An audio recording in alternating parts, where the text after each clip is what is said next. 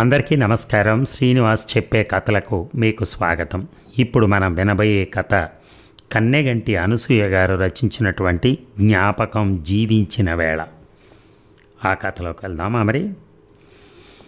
బ్రాహ్మీ ముహూర్త సమయాన పద్మాసనంలో కూర్చుని కళ్ళు మూసుకునే అంతర్నేత్రంతో నాలోకి నేను చూసుకుంటున్న వేళ ఆ అరుపు కలల కమ్మని కావ్యంలా, ఒక అలల ఉండుండి ఉవ్వెత్తున ఎగిసిపడే ఒక కెరటంలా, పౌర్ణమి నాటి రాత్రి సముద్రం మీద వెన్నెల తెరచాపలెత్తినట్టుగా హృదయపు లోగిలిలో ఒక మధురమైన స్వాంతన కలిగిస్తూ ఉంటే ఆ స్వరం ఉద్రిక్తంగా తాకింది నాలో నిక్షిప్తమైపోతున్న ఆ జ్ఞాపకాన్ని. ఉలిక్కిపడి మధ్యలోనే కళ్ళు తెరిచాను. అవును, అదే జరిగింది. తూర్పున వెలుగు రేఖలు ఇంకా విచ్చుకోకముందే ఒక చలికాలపు తెల్లవారుజాము సమయాన నాకు నేను తప్ప మరెవరూ కనిపించనంతగా సర్వం తానే అన్నట్టుగా దట్టంగా కమ్మేసిన పొగమంచును చీల్చుకుంటూ తెరలు తెరలుగా పదిలంగా గూడు కట్టుకున్న నా జ్ఞాపకాల పొదరిల్లును తాకుతూ ఆ నిశ్శబ్ద సమయాన నా ధ్యానాన్ని భగ్నం చేస్తూ సీతా పలప్పళ్ళు, సీతా పలప్పళ్ళు, అదే గొంతు, అదే సాగతీత. సీతాఫలపళ్ళకు వచ్చిన బాధ అది. నాకెంతో చిరపరిచితమైన పిలుపది. నా బాల్యంలో నన్నెంతో ఎదురుచూపులకు గురి చేసిన పిలుపది. నన్ను నిద్రపోనివ్వని పిలుపు. ఆ చిరు ప్రాయంలో తిండి తప్ప మరో ధ్యాస లేని నన్ను కొన్నిసార్లు నిరాశ నిస్పృహలకు గురి చేసిన స్వరం కూడా. కాకపోతే ఇప్పటి ఆ సాగతీతలో సన్నని వణుకు ఆ వయసు ప్రభావం కావచ్చు, ఏమో. ఎప్పుడో విన్నాను నా చిన్నప్పుడు. ఎప్పుడో ఆ పిలుపు వినాలని, కేవలం ఆ పిలుపు కోసమే అంత చలిలో వీధిలో అరుగు మీద గోడకు చేరబడి చలి తగలకుండా కిందకంట లాక్కున్న గౌనుని పాదాల కింద తొక్కిపెట్టి కూర్చుని చెవులు రిక్కించి మరీ ఎదురు చూసిన గొంతు ఎలా మర్చిపోగలను? బాల్యంలో నా మనోఫలకంపై బలంగా ముద్రించుకుపోయిన ఆ రూపం, నా కర్ణబేరికి అత్యంత ప్రీతిపాత్రమైన స్పందననిచ్చే ఆ శబ్దం, ఎన్ని రోజులు, ఒకటా రెండా, ఎన్ని నెలలు, ఎన్ని సంవత్సరాలు, అలా తాను పెద్ద అయ్యేదాకా ఆలోచిస్తున్నంతలో సీతాఫలప్పళ్ళో, సీతాఫలప్పళ్ళో నా జ్ఞాపకాల అలలను ఛేదిస్తూ మళ్ళీ అదే కేక. ఇది ఎలా సాధ్యం? గడియారం వెనక్కి తిరిగి నా బాల్యం నాకు వచ్చేస్తే బాగుండు అని ఎన్నోసార్లు అనుకున్నాను నాలో నేనే. కానీ ఇలా ఎలా అది నిజమవుతుంది? బహుశా కలయేమో. కాదు, నిజమేనేమో. ఒళ్ళు జలధరించింది నాకు. ఇన్నేళ్ల తర్వాత మళ్ళీ ఇంత దూరంలో ఇప్పుడు ఈ పిలుపు ఎక్కడది? అంతలోనే సందేహం. స్వరాన్ని పోలిన స్వరం ఉండొచ్చు కదా? ఉంటే ఉండొచ్చు, కానీ ఇది మాత్రం అదే. ఆ గొంతు అతనిదే. ఎంత దూరంలో ఉన్నా, ఎన్ని సముద్రాల అవతల ఉన్న ఆ స్వరాన్ని తను పోల్చగలదు. మళ్ళీ అదే కేక, ఈసారి కాస్త మెల్లగా. స్వరం దూరం అయిపోతున్నట్టు అనిపించి ధ్యానాన్ని పక్కన పెట్టి లేచెళ్ళి గబగబా తలుపు తెరిచి ఒక్క అంగలో గేటు తీసి బయటకు వచ్చి నిలబడ్డాను. ఆ స్వరం మళ్ళీ వినిపిస్తే బాగుండు అనుకుంటూ. మా ఇద్దరి మధ్య ఆ రోజుల్లో లాగే ఇప్పుడు దట్టంగా అలుముకున్న అదే పొగమంచు. గుండె చిక్కబట్టుకుని చెవులు రిక్కించాను.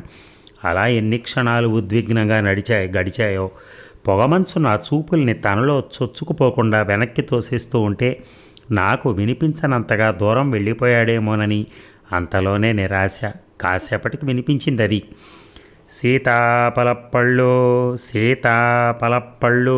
క్షణం ఆలస్యం చేయకుండా, ఏమీ కనిపించకపోయినా సరే కేక వినిపించిన వైపుగా నా దృష్టిని సారిస్తూ తాతయ్య ఇలా పట్రా, ఇక్కడ నీ వెనక. కేక ఆగిపోయింది. కిర్రు చెప్పుల శబ్దం అంతకంతకి దగ్గర అవుతూ మా ఇద్దరి మధ్య దూరం తగ్గుతున్నట్టు తెలియజేస్తూ ఉంటే పదునైన బాణంతో పొగమంచుని బలంగా చీలుస్తున్నట్టుగా నా చూపులు సారించాను చప్పుడు విని వస్తున్న వైపుగా. ఈ మెల్లగా అడుగులు దగ్గరయ్యాయి. నేను భ్రమపడుతున్నట్టుగా పొగమంచు లేదనుకుని నేను నుంచున్న నా పరిధిలోకి వచ్చేశాడు అతను. మరింత దగ్గరగా నా చెవులు నన్ను మోసం చేయలేదు అన్నట్టుగా. అతనే. చాలా సంవత్సరాల తర్వాత చూడటం కదా. అతన్ని చూస్తూనే ఉప్పొంగిపోయింది నా మనస్సు. కానీ చేతిలోని ఊతకర్రతో పోటీయా అన్నట్టు సన్నగా పుల్లలా ఉన్న కాళ్ళు, నడవడానికి సహకరించని వృద్ధాప్యం, అయినా తడబడే ఆ అడుగుల్లో, ఆ నడకలో ఏదో సాధించాలనే తపన, పట్టుదల, అతని సంకల్పానికి ప్రతీకల తల మీద చిన్న వెదురు బుట్ట, దాన్ని కప్పుతూ పైన మాసిపోయిన రంగు మారిన బట్ట. ఉద్వేగంతో పిలిచాను. ఇక్కడే ఇలారా. నా గొంతు విని ఆగిపోయాడు. నా స్వరంలో ఆనవాళ్లను వెతుకుతున్నట్టుగా అనిపించింది మళ్ళీ. ఇక్కడికి రా, ఇలా ఇటువైపు. అమ్ముతావా వాటిని? దెబ్బతిన్న పక్షిలా గిలగిలలాడిపోయాడు. అమ్మో లేదమ్మా, అమ్ముతాకి కాదు. ఇంకా ఒక్క క్షణం కూడా అక్కడ ఉండలేనట్టుగా వెనుదిరగబోయాడు వేదనతో. ఆ వెనుతిరగటంలో ఎంత నిరాశో. ఆగు, వెళ్ళిపోకు. అమ్ముతున్నట్టుగా కేకలేస్తున్నావుగా, అందుకని అలా అడిగాను. అమ్ముతాకి కాదమ్మా, మా అమ్మాయి గోరి కోసం. మా అమ్మాయి గోరు నా కేకను అజబట్టి గుర్తుపట్టి ఎక్కడైనా అగుపడతారేమోనని ఎత్తుకుతున్నా. అగుపడితే ఆరికిద్దామని. ఆరి కోసమైతే ఇచ్చాను. మీకోసం కాదన్నట్టుగా అపురూపంగా బుట్టను చుట్టిన అతని చేతి స్పర్శలో అన్నేళ్లుగా దాచిన ప్రేమ. ఎవరా అమ్మాయి గారు? నువ్వు ఇలా అమ్మేటట్టుగా అరుస్తూ తిరుగుతుంటే అమ్ముతావేమోనని అనుకుంటారు కదా ఎవరైనా. అయినా మీ అమ్మాయి గారికి ఎలా తెలుస్తుంది నువ్వు తన కోసం వెతుకుతున్నావని అన్నాను. అతని ఉద్దేశం ఏమిటో మరింత లోతుగా అడిగి తెలుసుకోవటానికి. తెలుస్తుందండి, 100% తెలుస్తుందండి. ఆ అమ్మ నా గొంతు గుర్తుపడతారండి. నాకు విశ్వాసం ఉందండి. మీకు తెలదో, ఆరి చిన్నప్పుడు వాళ్ళూరికి నేను మా ఊరు నుంచి పొద్దున్నే సీతాఫలం కాయలట్టుకెళ్ళి ఉండండి అమ్ముకుంటాకి. ఆ రమ్మగారు ఆ పాపగారి కోసం ప్రతిరోజు నా దగ్గర సీతాఫలకాయలు కొనివ్వరండి. ఆ ఊరిలో తొట్ట తొలి నా కాడన ఆరే కొనివ్వరండి. 6 తట్టలో చెయ్యెడితే చాలండి. ఆ ఏళ నా కావిట్లో ఒక్క కాయ కూడా మిగలకుండా అమ్ముడైపోయేవండి. అంత మంచిదండి ఆ అమ్మగారి చెయ్యి. చాలా మంచివారు కదా కూడానండి ఆ అమ్మగారు. ఆరికి చాలా మంది పిల్లలు ఉండేవారండి. వాళ్ళెవరో కావిడికాడికి వచ్చేవారు కాదుగండి. కానీ అందులో ఒక పాపగారు మాత్రం నా కోసం చూసేవారండి. నా కేక ఎప్పుడు వినిపిస్తాదా అని చలిని కూడా లెక్క చేయకుండా అరుగు మీదే కూకునేవారండి. నా కేకని ఆ పాపగారు ఇట్టే గుర్తుపడతారండి. ఎంత నమ్మకం! ఇన్నేళ్లుగా పదిలంగా గుండెలో దాచుకున్న ప్రేమ పట్ల ఉన్న నమ్మకం. నోట్లో పళ్ళు లేకపోవడంతో బోసి నోటితో ముద్దగా మాట్లాడుతున్న అతని మాటలు నన్ను నా పసిప్రాయంలోకి లాక్కెళ్ళిపోయాయి. నిజమే, సీతాఫలాలంటే నాకు చాలా ఇష్టం. అవి తిని అన్నం మానేసిన రోజులు ఎన్నో. ఇప్పటికి కూడా అంతే. ఇప్పుడంటే ఏ కాలంలో ఎండగా ఉంటుందో ఎప్పుడు చలిగా ఉంటుందో తెలియటం లేదు, కానీ ఆ రోజుల్లో మాత్రం సీతాఫలాలు ఈ చలికాలంలో వచ్చాయి. అక్క, అన్నయ్య, తమ్ముడు అందరూ చలికి వణుకుతూ కప్పుకున్న దుప్పటిని మరింతగా జుట్టు బిగించుకుంటూ వెచ్చగా పడుకుంటే నేను మాత్రం తెల్లారగట్ట 5ంటికే లేచి వీధి అరుగు మీద కూర్చునేదాన్ని. బుట్టల నిండా సీతాఫలాలున్న కావిడిని మోసుకుంటూ భారంగా నడిచొచ్చే తాత కోసం ఎదురు చూస్తూ. కాసేపటికి అమ్మ చీపురు పట్టుకుని వచ్చేది గుమ్మం ముందు ఊడ్చి ముగ్గేయటానికి. నీకు అసలు భయం పెట్టలేదేమి దేవుడు?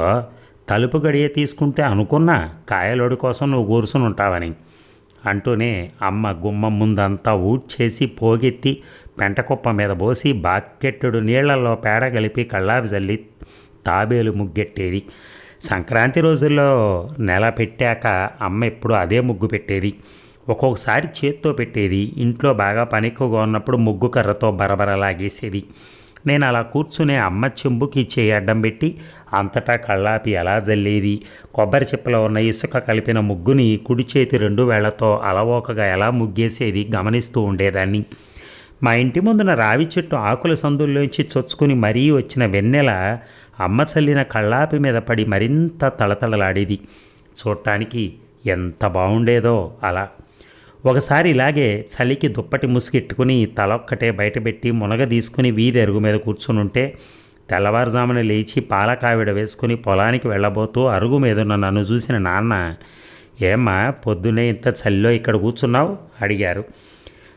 ఏముంది, సీతాఫల పళ్ళు వస్తే పిలువు కొంటానని రాత్రి చెప్పాను. అసలే తిండంటే ఇష్టం కదా, అందులో సీతాఫల పళ్ళు అంటే మరీను. తెల్లారిలో నిద్రపోయినట్లేదు. పొద్దున్నే నాకంటే ముందే లేచి కాపలా కాస్తోంది వాడు ఎప్పుడొస్తాడా అని అమ్మ నవ్వుతూ చెప్పింది నాన్నతో. అంతా విన్నాక ముందు అమ్మతో పాటే నవ్వినా తర్వాత సీరియస్గా చూశారు అమ్మ వైపు నాన్న. పసిదాన్ని ఇంత పొద్దున్నే చలిలో కూర్చోపెట్టకపోతే నువ్వెలాగో వాకిలుడిచి ముగ్గేయటానికి తెల్లవారగట్టే లేస్తావు కదా, అప్పుడు వాడిని పిలిచి నువ్వే కొంటే పోలా అంటూ అమ్మ మీద కోప్పడి మళ్ళీ నా వైపు చూసి, వెళ్ళి పడుకో అమ్మ, బాగా చలిగా ఉంది కదా, జలుబు చేస్తుంది, వాళ్ళు వస్తే అమ్మ పిలుచుకుంటుందిలే అనేవారు. గారాబంగా నాన్నగారు అలా అంటున్నా మరింతగా సర్దుకుని అక్కడే కూర్చునేదాన్ని తప్ప లోపలికి వెళ్ళేదాన్ని కాదు. సీతాఫలాలంటే నాకున్న ఇష్టం అలాంటిది మరి. నాన్న నవ్వుకుంటూ పొలం వెళ్ళిపోయేవారు. నాన్నకు తెలుసు నాకు చిరుతిళ్ళు అంటే బాగా ఇష్టమని. అక్కడికి అమ్మ ఎప్పుడూ ఏదో ఒకటి చేస్తూనే ఉండేది. ఒక్క నా కోసమనే కాదు, అక్క అన్నయ్య తమ్ముడు కూడా ఉన్నారు కదా, వాళ్ళు తింటారు. కానీ నా అంత కాదు. అమ్మ ఎప్పుడు పెడితే అప్పుడే. వాళ్ళతో పెద్ద ఇబ్బంది ఉండేది కాదు అమ్మకి. కానీ నేను అలా కాదు. 24 గంటలు నాకు నోరు ఆడతానే ఉండాలి. అందుకే అమ్మ జంతికలు, కారపూస, అరిసెలు, బెల్లం మిఠాయి ఉండలు, లేదంటే కరకజ్జం అచ్చు, మిఠాయి కొమ్ములు, పాకుండలు, లడ్డూలు ఏదో ఒకటి చేసేది. అవి చేసే సమయంలోనూ ఇరుగు పొరుగు వాళ్ళు ఎవరైనా వచ్చి ఏం చేస్తున్నావని అమ్మని అడిగితే మా చిన్నదానికి ఏదో ఒకటి మిల్లు ఆడుతూ ఉండాల, అందుకని 4 సుట్టలు చెక్కిడాలు చూడదామని అనేది వాళ్ళతో. మిల్లు అంటే ఆమె దృష్టిలో నోరు అన్నమాట. దాంతో అప్పుడప్పుడు వాళ్ళు వండుకున్నవి కూడా బాక్సులో పెట్టి తెచ్చిస్తూ అమ్మతో అనేవారు, సత్యం వదినే చిన్నది తింటది ఉంచు అని. మితం లేకుండా తినేదాన్నేమో. చిన్నప్పుడు బాగా కుక్కిన పిప్పళ్ళ బస్తాలాగా ఉండేదాన్ని చూడటానికి. ఒక్కొక్కసారి ధాన్యం వచ్చే రోజుల్లో అటుకులు ఆడిచ్చేది. అవి అయిపోయాక డబ్బా నిండా వేరుశనక్కాయలు వేయించిపోసి దానిలో సోలో గిద్దో ఏదో ఒకటి వేసి దానికి ఒక తాళం వేసేసేది. రోజుకు 3 సార్లు స్కూల్కి వెళ్ళేటప్పుడు వచ్చాక మళ్ళీ సాయంత్రం ఆటల నుంచి వచ్చాక వాటితో కొలిచి మా అందరికి ఒకేసారి సమానంగా పెట్టేది. అమ్మదంతా ఒక పద్ధతి. ఇక సీతాఫలాలంటే చెప్పలేనంత ఇష్టం. ఎక్కువ తింటే జలుబు చేస్తుందని ఓ పక్క అమ్మమ్మ చెప్తానే ఉన్నా వినేదాన్ని కాదు. నా దారి నాదే. బాగా ఎక్కువ సీతాఫలాలు తిన్న రోజున నాకు ఎక్కడ కడుపులోని ఎక్కువ నొప్పి వస్తుందేమోనని ఆవకాయ పచ్చళ్ళలోంచి ముక్క తీసి కడిగి నన్ను తినమనేవారు, అరుగుతాయని. మా ఊరు చుట్టుపక్కల ఉండే ఊనగట్ల, చాగళ్ళు లాంటి కొన్ని ఊళ్ళల్లో గరువు పొలాలు ఎక్కువగా ఉండేవి. గరువు ప్రాంతాల్లో మోటార్లు పడక నీళ్లు ఉండేవి కాదు. 2-3 ఎకరాలు ఉన్న చిన్న చిన్న రైతులు సాయంత్రం దాకా పొలంలో పనిచేసుకుని ఇళ్ళకపోయే ముందు చాలగట్ల మీద ఉన్న సీతాఫలాలు కోసుకుని కాసిని తిండి గింజలు దొరుకుతాయని ఇలా పొరుగుళ్ళకు వచ్చి తెల్లారేపాటికి అమ్మేసుకుని ఇంటిని చీటే మళ్ళీ పొలం వెళ్ళిపోతారట. మా ఇంటి పక్క ఈరమ్మత్తయ్య, అమ్మ సత్యమ్మత్తయ్య చెప్పుకుంటుంటే విన్నాను. ఇంకా మంచు విడవని ఆ తెల్లవారుజామున పెద్ద పెద్ద బుట్టల్ని నిండుగా ముగ్గిన సీతాఫలాలతో నింపుకుని బరువుగా ఉన్న ఆ కావిడిని అతి కష్టం మీద మోసుకుంటూ అంత దూరం నుంచి నడుచుకుంటూ చాలామంది వచ్చేవారు మా ఊళ్ళో అమ్మటానికి. అవి చేలోంచి ధాన్యం ఇళ్ళకొచ్చే రోజులు. ఆ సమయంలో మా ఇంటి నిండా ధాన్యం కుప్పలు కుప్పలుగా బస్తా సంచుల్లోనూ గాదెల నిండా ఉండేవి. కొన్ని అయితే బయట దొడ్లో ఎండకి ఎండుతూ ఉండేవి. ఆ రోజుల్లో కొంచెడు ధాన్యానికి సీతాఫలాలు మరీ పెద్దవైతే ఒక 25-20, అదే ఒక మాదిరి సైజు అయితే ఒక్కోసారి 30-40 కూడా ఇచ్చేసేవారు. వేకోజామున పొలాలకు వెళ్ళే వాళ్ళ కిర్రు చప్పుల శబ్దం తప్ప అంతటా నిశ్శబ్దం వ్యాపించి ఉన్న ఆ మంచు పొగలో సీతాఫలపళ్ళు అంటూ ఒకలాగా అరిచే అరుపు వినిపించేది తప్ప మనిషి కనిపించేవాడు కాదు. గజగజ వణికించే అంత చలిలో కూడా ఎంతమంది వచ్చేవారో అలా బరువైన కావిళ్ళు వేసుకుని. ఊరంతా తిరిగి ఒక తూరి కాయలన్నీ అమ్మేసి ఎక్కడో ఒక చోట కూర్చుని కూడా తెచ్చుకున్న అన్నాన్ని తినేసి కాసేపు విశ్రాంతి ధాన్యం కోసం మళ్ళీ తిరిగేవారు. శీతాకాలం అన్నాళ్ళు ఇంచుమించుగా రోజు విడిచి రోజు ధాన్యంతో సీతాఫలాలు కొంటూనే ఉండేది అమ్మ. శీతాకాలంలో వచ్చే సంక్రాంతి, అట్ల తద్ది లాంటి పండగలకు అమ్మ చేసిన పిండి వంటలని ధాన్యం కోసం వచ్చినప్పుడు అమ్మ వాళ్లకు పెట్టేది. కళ్ళకద్దుకుని మరీ తినేవాళ్ళు. వాళ్ళు అవి తినేలోపు అమ్మ చాటలో ధాన్యం తెచ్చి కొంచెంతో గొలిచి అతను బుట్టలో పోసేశాక 2-3 దోశల ధాన్యం అధికంగా పోసేది. అలానే ఎప్పుడైనా బుట్టలో మిగిలిన పళ్ళలో 4-5 పళ్ళు వాళ్ళు చిన్నదానని నాకు ఇవ్వబోతే అస్సలు తీసుకొని ఇచ్చేది కాదు అమ్మ. ఒకసారి ఇలాగే సీతాఫలాలు కొంటే గుజ్జు ఎక్కువగా, గింజలు తక్కువగా ఉండి బాగా తీయగా ఉండేసరికి అమ్మ అతనితో చెప్పింది, తెచ్చినప్పుడల్లా ముందు మా ఇంటికే రా అని. అదిగో అలా అతను మా ఇంటికి టంచనగా మేము కొనుక్కున్నవన్నీ ఇచ్చేసి వెళ్ళిపోతూ ఉండేవాడు. రోజు విడిచి రోజు అతనంతటా అతనే వచ్చేసి కాయలు ఇచ్చేస్తూ ఉంటే తెల్లారగట్ల లేచి వాళ్ళ కోసం ఎదురు చూసే పని తప్పింది నాకు. క్రమంగా అలవాటైన కొద్దీ ముందు మాకే ఇచ్చేసి అమ్మగారి బోణి ఎంత మంచిదో అనుకుంటూ వెళ్ళిపోయేవాడు. ఎంత నిద్రలో ఉన్నా అతను గొంతు విని నాదస్వరం విన్న పాములాగా చివాళ్ళ లేచి కూర్చునేదాన్ని. ఆ అమ్మాయి ఎంత నవ్వుకునేదో. బుట్టలోంచి సీతాఫలాలు ఏరుతుంటే ఇంచుమించుగా బుట్టను తొక్కుపోయి కూర్చునేదాన్ని. అమ్మాయి ఎంత బాగా ఏరేదో సీతాఫలాలు. పెద్ద పెద్ద తొక్కలుండి కళ్ళు బాగా విడిచిన కాయలే ఏరేది. అవే తీయగా ఉంటాయనేది. నిజంగానే అలా ఉండేవి అవి. నేనంత పొద్దున్నే లేవటం, అతని కోసం ఎదురు చూడటం, అమ్మ ఆ టైంలో నన్ను మరీ గారాబంగా చూడటంతో అతనికి కూడా నేనంటే ఇష్టం ఏర్పడినట్టుంది. ఒకరోజు ఒక పెద్ద కాయ తీసుకొచ్చాడు నా కోసం. ఎంత పెద్ద కాయ అంటే చెంబు కంటే పెద్దది, తపేలా కంటే చిన్నది. అంతకుముందున్నప్పుడు అంత పెద్ద కాయని నేను చూడలా. చెట్టుని ముగ్గిందట. కోస్తుంటే తొడిమ చెట్టునే ఉండిపోయి కాయ చేతుల్లోకి వచ్చేసిందట. అమ్మతో చెప్తుంటే విన్నాను. అమ్మాయి గారి కోసం అని తెచ్చానండి. అతను అలా అంటున్నప్పుడు అమ్మ ఎంత మురిపంగా చూసిందో నా వైపు. ఎందుకు ఉంచాల్సింది, మీ పిల్లలు తినేవాళ్ళుగా అంది అమ్మ. పర్లేదు అమ్మగారు, వాళ్ళు రోజు తింటానే ఉంటారండి. పాపగారికి ఇట్టమని వాళ్ళు ఎవరిని ముట్టుకోవద్దని రాత్రే పక్కన నెట్టేశానండి. ఆ కాయన్ని అతన్ని నాకు అందిస్తూ ఉంటే మనసులో మురిపెంగానే ఉన్న అమ్మ వైపు చూశాను. తీసుకోనా వద్దా అన్నట్టుగా. మొహమాటంగానే తీసుకో అన్నట్టుగానే కళ్ళతోనే సైగ చేసింది. ఆ తర్వాత తెచ్చిన కాయకు సరిపడా ధాన్యం అమ్మ ఇవ్వబోతే తీసుకోలేదు అతను. పాపగారు చాలా మంచోరండి, ఆరి కోసమైతే ఇచ్చానండి, వడ్లొద్దండి. ఆ రోజు నుంచి మరింతగా ఎదురు చూసేదాన్ని అతని కోసం. అతను రాని రోజు ఏదోలా ఉండేది నాకు కూడా. అసలు నచ్చేది కాదు నాకు. ఒకవేళ నా గొడవ పడలేక అమ్మ ఇంకొక అతని దగ్గర ఎవరి దగ్గరైనా కొన్నా ముట్టుకునేదాన్ని కాదు వాటిని. అతను వచ్చినప్పుడు అమ్మ చెప్పేసేది కూడా ఇలా అని నవ్వుకునేవాడు అతను. అంతగా అలవాటైపోయాడు అతను మాకు. అలవాటైన కొద్దీ అమ్మ తను మా కోసం ఏం వండినా కొన్నింటిని పొట్లం కట్టి, పిల్లలు ఉన్నారంటున్నావుగా ఇంటికి పట్టుకెళ్ళమని అతనికి నాతోనే ఇప్పించేది.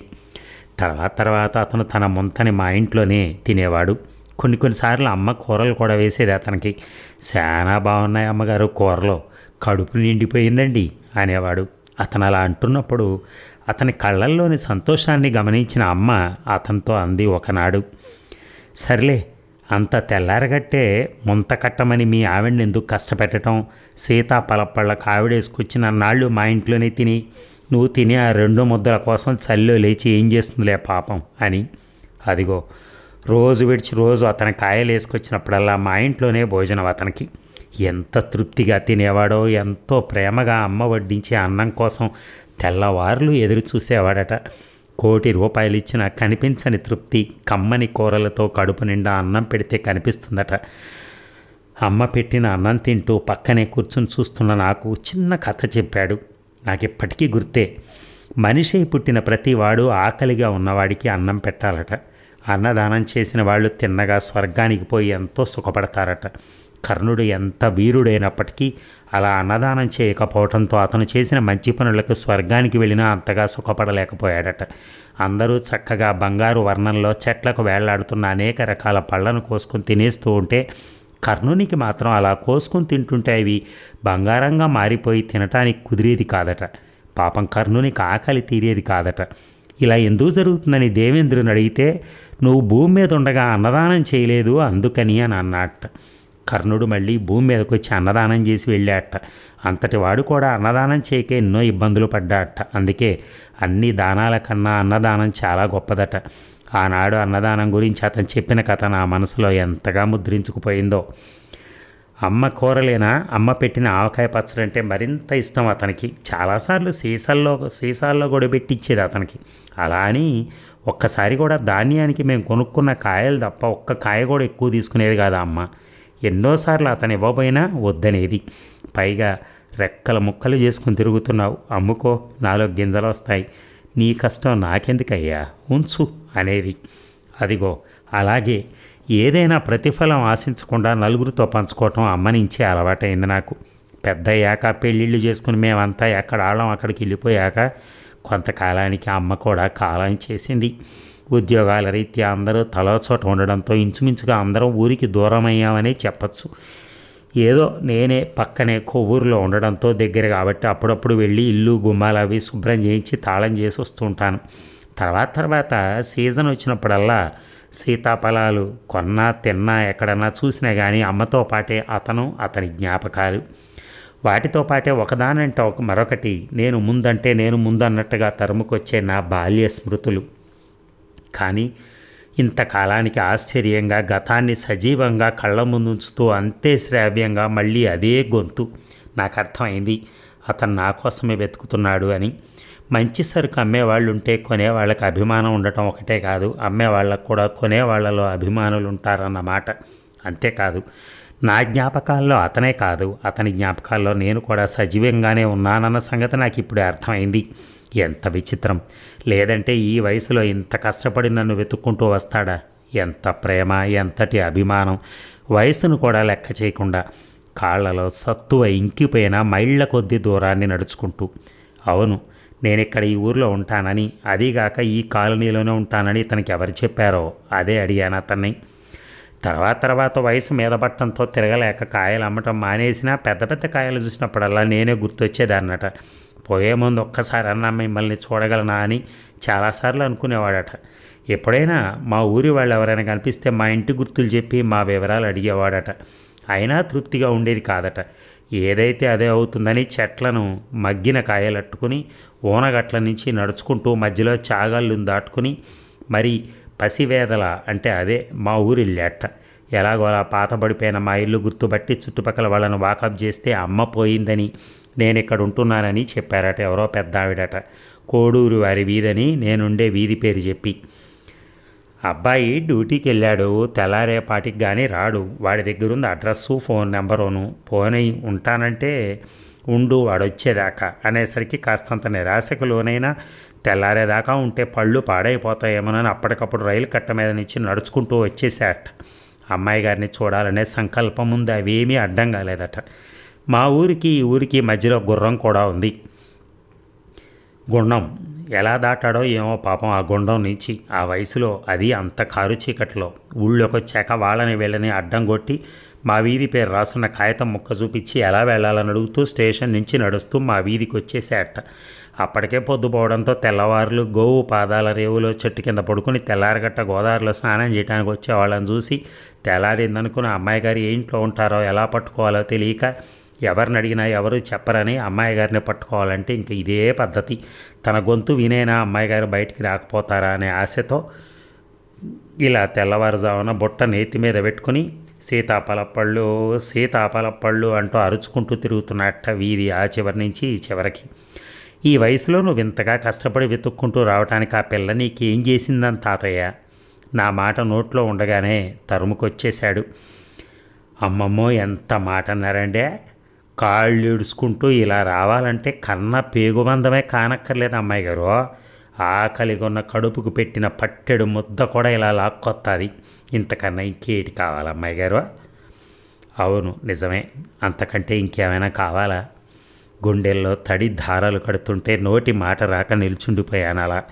జ్ఞాపకం కాలాన్ని స్తంభింపజేస్తుందని ఎక్కడో చదివిన గుర్తు. అంటే బహుశా ఇదేనేమో. కాసేపటికి ఉవ్వెత్తున ఎగిసిపడే కెరటంలా గుండెల్ని దాటి తన్నుకొస్తున్న దుఃఖాన్ని గొంతు దగ్గరే అదిమి పట్టి నా జ్ఞాపకాలు కనురెప్పల కింద కన్నీళ్ళవగా అతన్నే చూస్తూ, నేనే తాతయ్య నీ అమ్మాయి గారిని. అతి కష్టం మీద గొంతు పిగుల్చుకుని నేను అన్నమాట సరిగా వినిపించలేదో ఏమో. కాసేపు అయోమయంగా చూశాడు. కాస్త స్వరం పెంచి మళ్ళీ అన్నాను, నీ గొంతు గుర్తుపట్టాను తాతయ్య. అమ్మా నువ్వా? కనిపించావా తల్లి? అమ్మా ఇలా రా. అతని గొంతులో ఒక వణుకు. అతని అన్వేషణ ఫలించిన ఆ క్షణంలో అతని కళ్ళల్లో కనిపించని ఆ వెలుగు కోటి సూర్యుళ్ల కాంతితో పోటీ పడుతుంటే చూస్తానో చూడనో చూడకుండానే పోతానేమో అనుకున్నాను తల్లి. ఆ బెగమంతుడు ఉన్నాడు తల్లి, ఆ బెగమంతుడు ఉన్నాడు తల్లి. ఎంతో ఉద్వేగంతో ప్రేమగా నా భుజాల నిమరాలని ఆ కంగారులో వణుకుతున్న చేతిలోంచి కర్రజారి కింద పడిపోగా సత్తువ లేని కాళ్ళు పట్టు తప్పి నేలకు మీదకి ఒరిగిపోతూ ఉంటే గబుక్కున పొదివి పట్టుకున్నాం నేను, నాతో పాటు అప్పుడే వాకింగ్ నుంచి తిరిగి వచ్చిన మా వారు. అదండి కథ. చూడండి, ఒక అమ్మాయి ఆ సీతాఫలప పళ్ళు నీ గురించి ఎంత వెతుకుతోంది, ఆ క్యాండిడేట్ గురించి కూడా. నిజంగా ఆ చిన్నతనంలో కలిగినటువంటి ఏ భావాలైనా సరే అవి చాలా రోజులు ఉండిపోతాయి అలాగ మనసులో. మనం నిజంగా మనం పెద్ద అయిన తర్వాత మనం ఏం చేయమండి అసలు. అంతా ఏదో మోసం, దారుణము, దుర్మార్గాలు, లేకపోతే ఇంకా ఏంటేంటియో పెద్దరికాలు మాట్లాడుతూ ఉంటాం అన్నీ.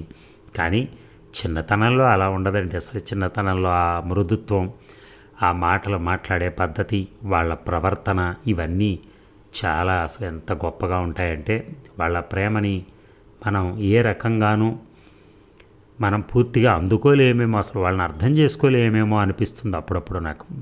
ఏదేమైనా ఆ అమ్మాయి పాత్ర మాత్రం ఆ మలిచిన తీరు కూడా చాలా చాలా చాలా బాగుంది. Thank you very much.